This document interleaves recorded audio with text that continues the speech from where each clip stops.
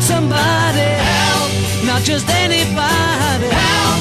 You know I need someone help me, help me, help me. Hello and welcome again to another episode of The Tip Jar.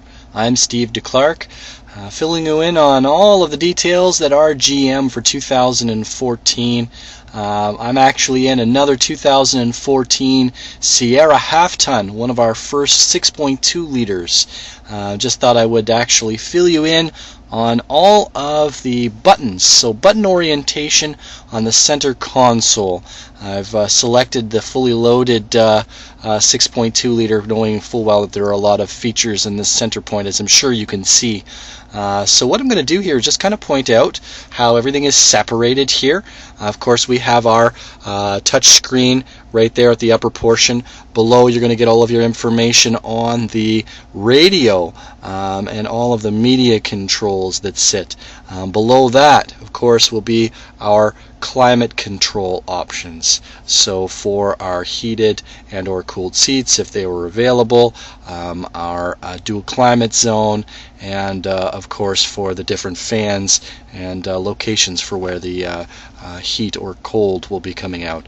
Below we have all of our extra little features here. So let's start up top. We've already touched with the touchscreen, literally and figuratively. I didn't do that on purpose. Of course, our radio controls, we've touched a little bit on that as well. Of course, how to turn it on. We're using our power button. Radio controls right here, allowing us to change over from AM to FM to XM.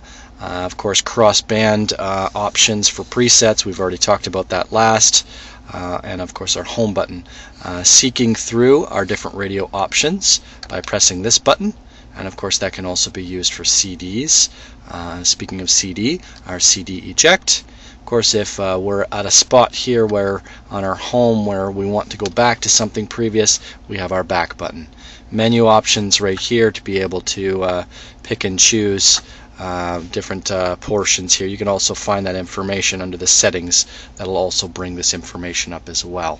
Our CD player. And then down below we have our dual climate zone.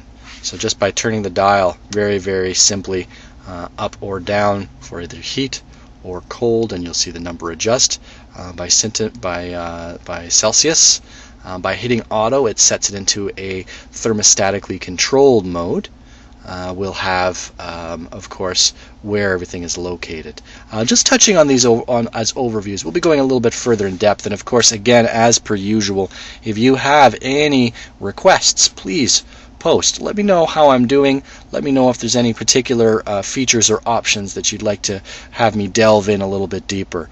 Our seat right here in a leather unit, or a unit that will have both heat and air conditioning. You'll find that on either side, so on the driver's side and on the passenger, as well as the temperature controls right there accordingly. And the sync mode will allow you to bring both numbers together as far as temperature. So you'll notice they both change to 23. Below, we're going to have additionals. So these will be miscellaneous buttons. So you're going to have things like adjusting your power pedals down below. Okay, this will be for traction control and stability control, to engage or disengage, for your dome lights in the back and for the box lights, to engage or disengage your park assist. It's currently engaged, you can tell by the orange theme. It's one thing that I enjoy about these vehicles, that everything has a great theme to it. So your oranges will definitely be for where things are active.